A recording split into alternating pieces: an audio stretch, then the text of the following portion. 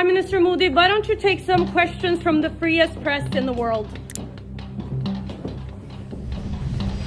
I believed that there was a chance that I could get an answer, but the chance was small, given the Prime Minister of India's history with responding to questions. Obviously, statistically, it was working against me. But it's still important, obviously, because it's always important to try. We also have to show our audience that we try. That's really what was particularly important when the Prime Minister of India comes here too, that at least we show the audience of Norway, and in this case India, that yes, we're here and we're trying. We are doing our job as the fourth estate. Aim of journalism, and I think sometimes journalists strive too much for objectivity because they don't want to be perceived as activists, but then you're not doing your job, because journalism is supposed to be critical and through a critical lens. For example, when it comes to President Trump.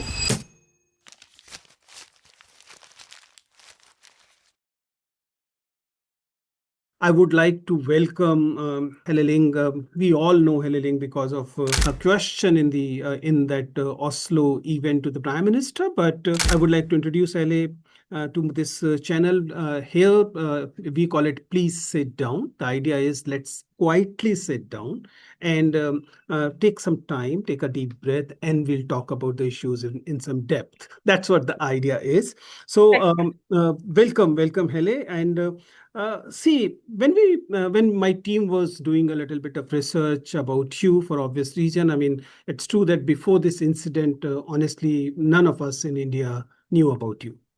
And probably now everybody does. But I've seen that you have been doing economic reporting. You've been talking about labor issues. You were in US. And currently you're working with the. My pronunciation might be wrong, but it's Vijender, right? Something like that. Yeah. Yes, very good. Thank you very much. So. Let's talk about that in the beginning. I would like to ask this young journalist, Hela, that how do you perceive your stints in US and in Norway and this recent your touch with Indian journalism? Which one especially about the US and Norway, which one shaped the journalist Hela as we know, in your opinion?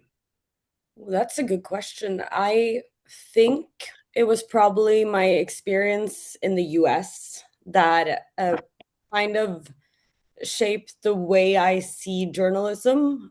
When I worked in Norway before, I also did critical reporting, but there's something about the US where they have a little bit more doorstep culture, that you are supposed to just try to get answers from people, but also not necessarily in the settings where you have a scheduled meeting or there's a scheduled time for getting answers. So I think it was, in the US also, they're much tougher there than what I see. They're also much more persistent. So I used a lot of time when I was in the US to just watch someone like Kristen Welker with Meet the Press. And she was just so impressive, the way she just kept going. She doesn't take, when people deflect and their answers to her, she just really arrests them and just, no, that's not what I was asking. So I think also I see the White House reporters, they're very good at really trying to get the exact answers they want. And that motivated me a lot. And I was very inspired by that. And when I got home to Norway last year, I thought it's amazing all the access I also have in this country, that I'm suddenly interviewing the Prime Minister one week, and I need to be even better and do a better job. And any senior most journalist gonna envy this young journalist saying that I keep interviewing Prime Minister of Norway. I mean, this is something that we Indians, I mean, I can understand that it is really a kind of it's something that worries all of us here, that such a situation is not here. But I was wondering, in terms of your own reporting. It is understandable that this Oslo incident where this all happened has overshadowed many things, but there must be some reporting you're proudest before that. Oh, that's a good question.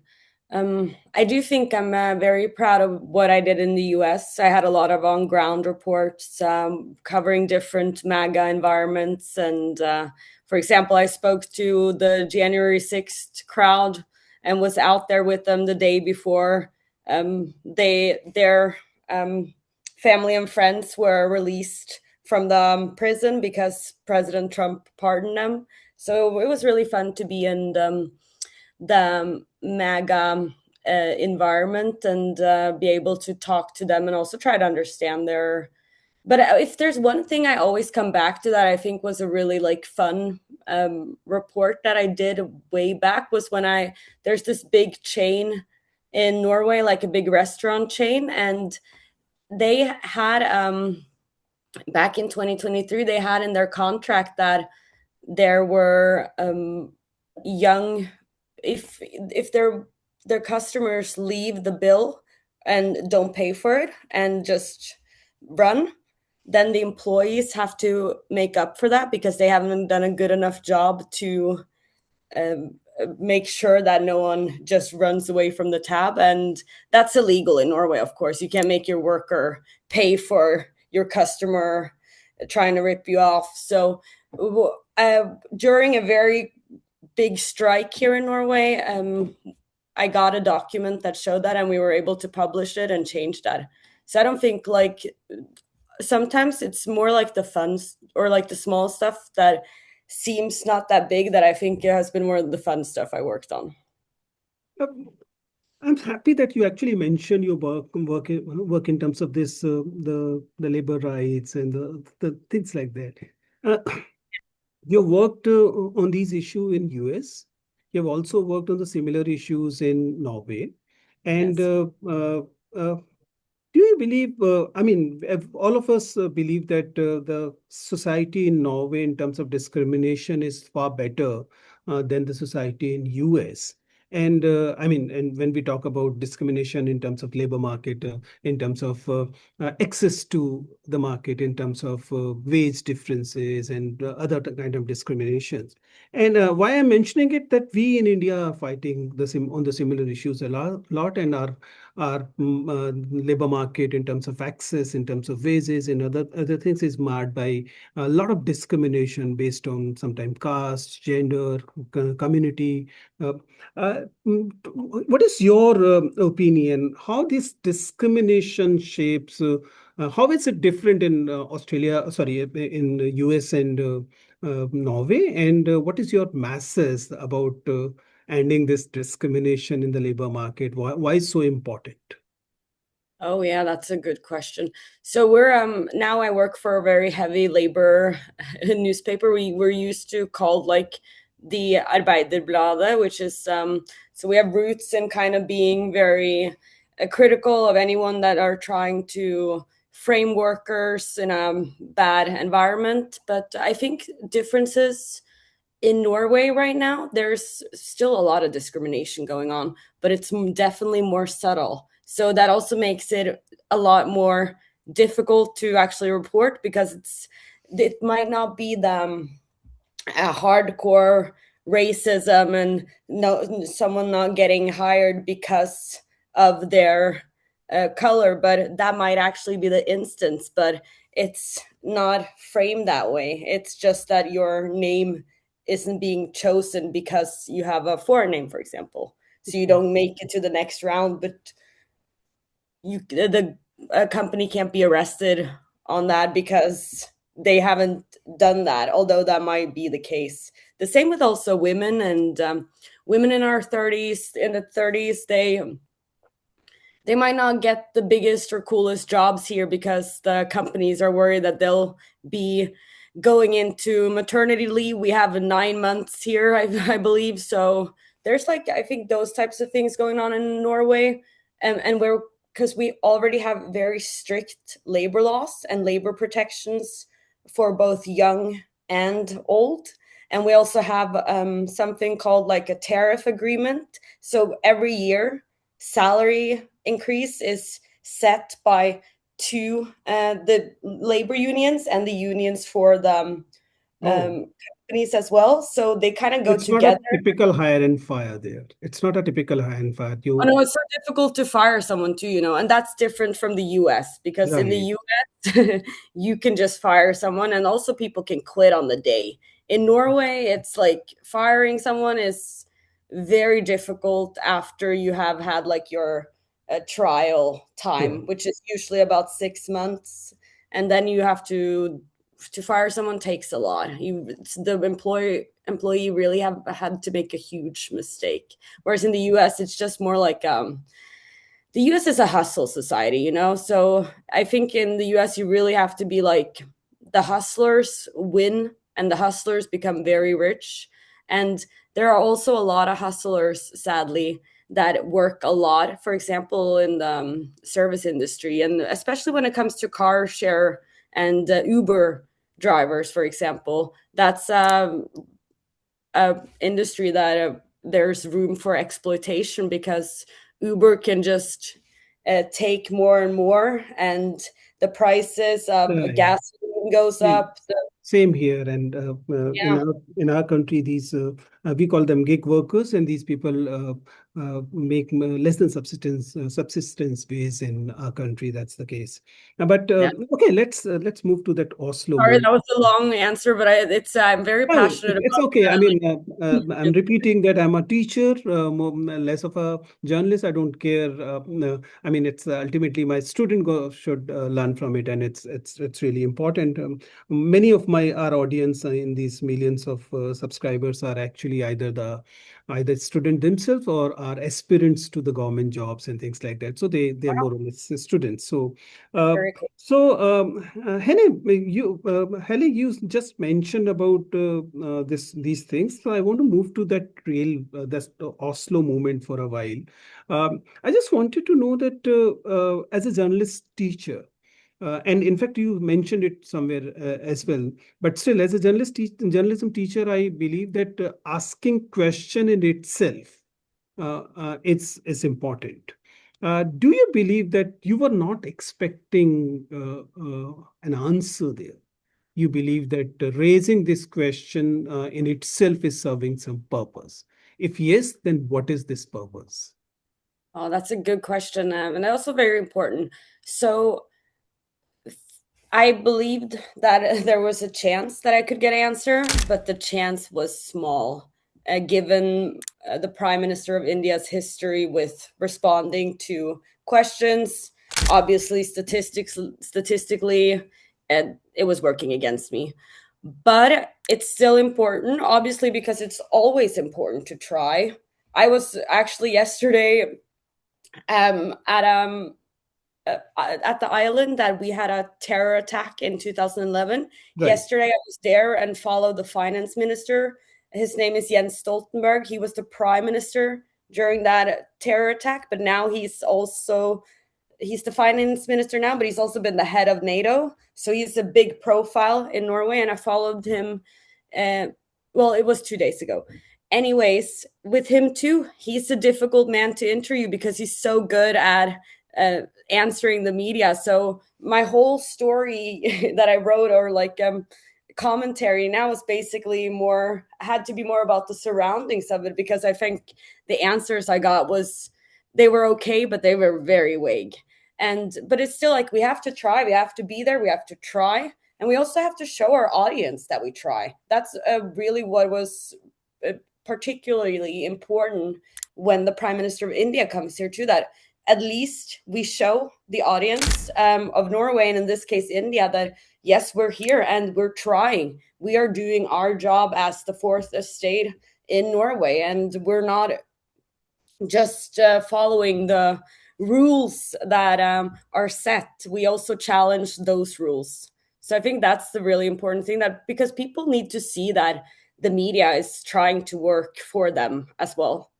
And then you can also, of course, disagree with my question. You can disagree with my method, but at least a lot of people in India understood the goal, I think. Right.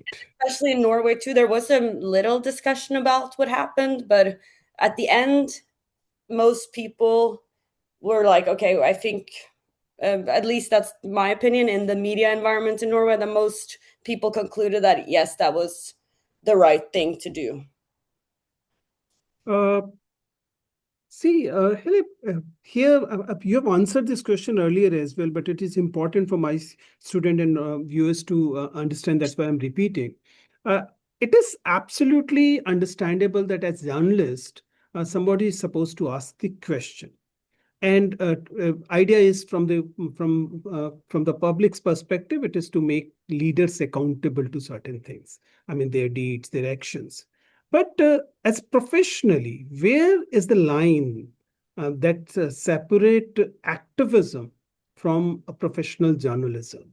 Do you believe that sometime we journalists or many journalists consider this line, I mean, they overstep this line. Is there a line between activism and journalism, or activism and journalism can be treated as one and the same, in your perspective? Was it when you were asking that question, more or less knowing that it is very rare chance that you'll get any answer, but you were making an act of activism as well? No, I don't believe so, because I am a journalist and I'm not active in any groups. I'm, for example, not active on any India forums. Like, for example, I'm not a part of the cockroach Yanta party these days. Like, I don't engage in any activists, and I don't prep with any organizations than my own news organization.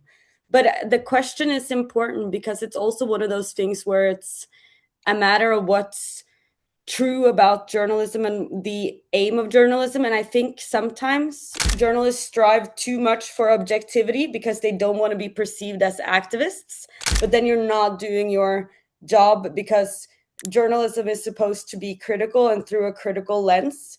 For example, when it comes to President Trump, he will make a lot of false and misguiding statements about, for example, the 2020 election. Yeah. And it's also our job to moderate that and to write it. When I write about these statements, for example, I write, yes, President Trump might say this, but there were no evidence of this in a large scale that there was any voter fraud that would have tipped the election to his favor back in 2020. So I think it's important that we don't become scared of being perceived as activists and then neglect those important tasks of moderation, critical questions. And sometimes the tone is also a little bit harsh from us journalists. I believe that probably a lot of people thought it was a little bit eye-opening, or a little bit like, to see the back and forth I tried to have with the Ministry of External Affairs, because I did try to interrupt and get him back to my question, but he wanted to do a long monologue on the greatness of India instead of answering. I have a few questions left, but before that, I must say, as a teacher, when I look a relatively young journalist like you and your perspective, it appears that you're a very fast learner. You have learned a lot about Indian media in a couple of months, isn't it? But then it all started with very bad experiences. I mean, at least the initial 48, 72 hours must have been very, very bad. There were people who you'll troll about, you will say all nonsense things about you. I do remember your photographs being posted everywhere on the social media, and then commented upon in terms of body, in terms of your agency, in terms of everything. You was mentioned as a spy and everything. So take us through. I mean, I know it's painful, but take us through the initial, say, 48, 72 hours of in terms of emotions, and in how you were able to keep that professional journalism and your emotion things, I mean, sane both way. I think the first day, after the press conference with the MEA, I was just a little tired and just a little like shook, but I didn't think too much about it, and I slept a little bit badly, and then I went through all the day after. That's when I did all the media, and a lot of them were like screaming and all, and I found that a little bit. That was maybe the first time I was a little bit taken aback by how bad it was, because I do think that the international reports have been good at shaping or giving me an understanding. I had the understanding in advance that journalists are under an immense pressure in India, and that it's dangerous to report there, and that there are people that have died on the prime minister's watch, journalists, and also, for example, Supriya Sharma, that had to leave her house in the middle of the night because of a report she did. So I kind of knew that side and knew that there was fight against critical questions and critical reporting, but I didn't know how much that was being enabled by the goody media and the billionaires. And that's what I kind of started learning more and more about in the days after. But of course, I found the memes funny. I find the satire funny. I also really approve of satire that is very badly framed on me, because I do think that's so important in any democracy, that when you're a part of public discussion, part of public debate, you do have to accept that not everyone's going to agree with you. And that's the beauty of it, you know? So I think that was great when the discussion. I also found a lot of criticism, or at least some of it. I took it and I was like, okay, maybe I could have done that a little bit differently. Maybe. But the one thing with the whole internet storm that I wasn't prepared for is how exhausting it was for like the mind, because I never experienced anything like it. The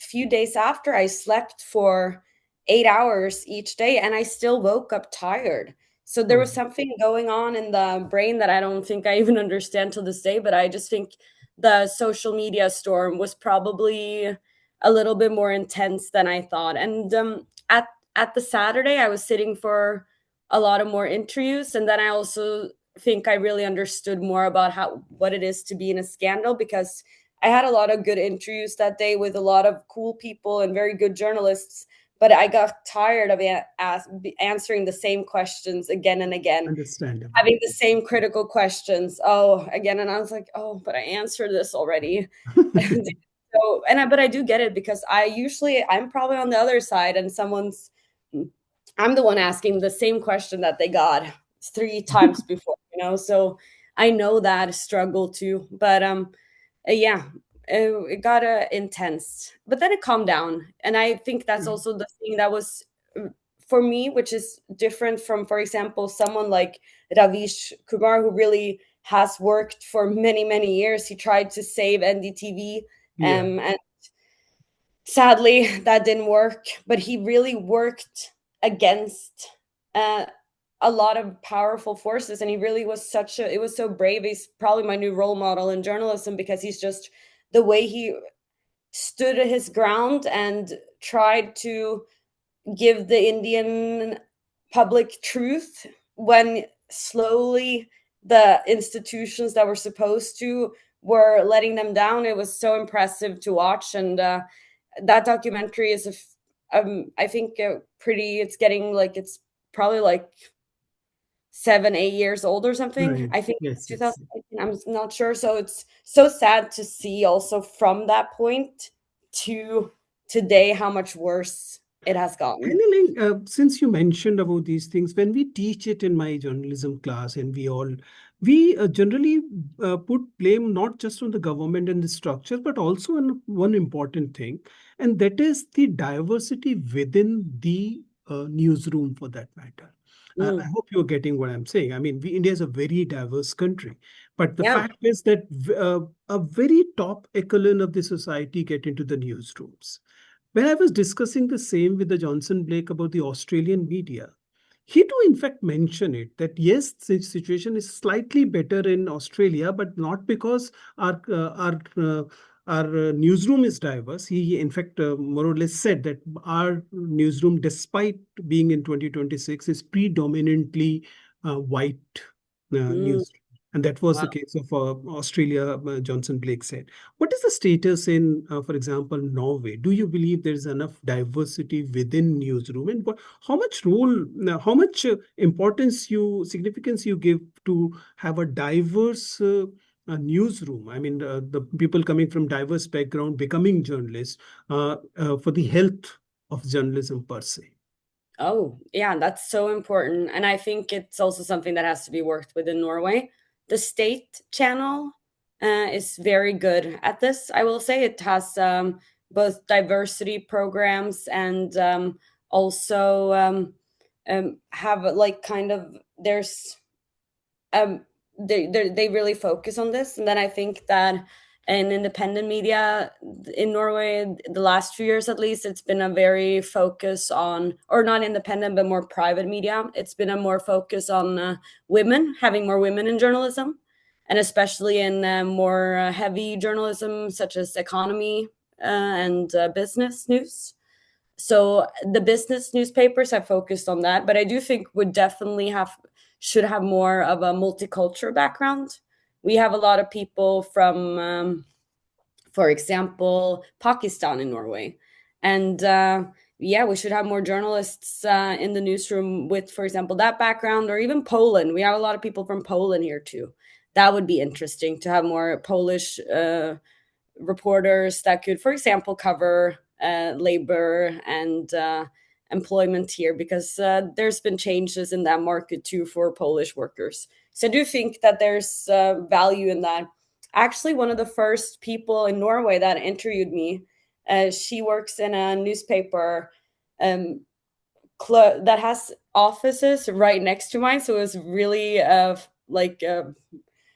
and she works for a company called Klar Tale, and they're very focused on having a very good diversity background. And it came to their very not like it was very good for them during the Norway incident, because uh, she was from Pakistan, so she knew a lot about India and Pakistan. Right, right. And she also had people that called her from India and was like, "Hey, can you help me reach Hela?" And Oh, she was like, "Yeah, she's right over. She's there, like I can help you." But we talked for the first time. She also had so much knowledge on this that she was able to give me very good questions. And yeah, also that interview gave me a much better understanding of the situation too. So I was very fortunate that she was one of the first people I met on ground in Norway that interviewed me as well, because it did prep me a little bit for more of the American, no, I mean the Indian media landscape too. I do well, think diversity is such an important thing, and like the more diverse the newsroom is, the better. It should be in terms representable. of India, it becomes more about the regionalities and the caste, especially the Yeah. caste, because caste and class goes hand in hand in India. Hela, it's been wonderful talking to you. I'll just leave on the last with the last question, which is not really a question, asking you for your message to the journalism students in my country. I mean, you're definitely a lot senior to them, and you have undergone this thing recently. So I just wanted to know what uh, I'm from your perspective should be taught to, or should be what should be the message that should be given to these journalism students for their fruitful career. That's that's a big question. I think you really, in India right now, you really have to decide what your work is. What do you want your journalistic career to be? What type of journalist do you want to be? And yeah, I don't want to give too much of instructions on what I think you should do, but I will say that people like Ravish Kumar, I think history will be very kind to him. And yeah, I would I'll encourage. definitely pass on your message when I meet Ravish next time. We do sometime Oh, yeah, meet, please and do. I'm it's such a been big fan. it's been But also, wonderful. there's so many. Like, I also like look, which might be easier because Ravish is such a senior um journalist, so he's been in the game for so long, he knows all of it. But it's easier also to look a little bit at like the reporters at News Laundry and Peak TV. There's also an up-and-coming channel called The Unedited Media. They were on the ground in Yantar Mantar, and they're kind of shaping new journalism. And very to do that, what they do in more regional environments in India as well. Like, I think that's the future for a lot of journalists all over the world. Totally agree. Thank you, Hela, for giving us your time. Pardon my poor English. My channel is predominantly Hindi, so you can pardon these did with the past form thing. But it was wonderful talking to you, and I hope you'll keep the good work going. Thank you. Thank you so much for having me. Thank you. I hope to speak to you again.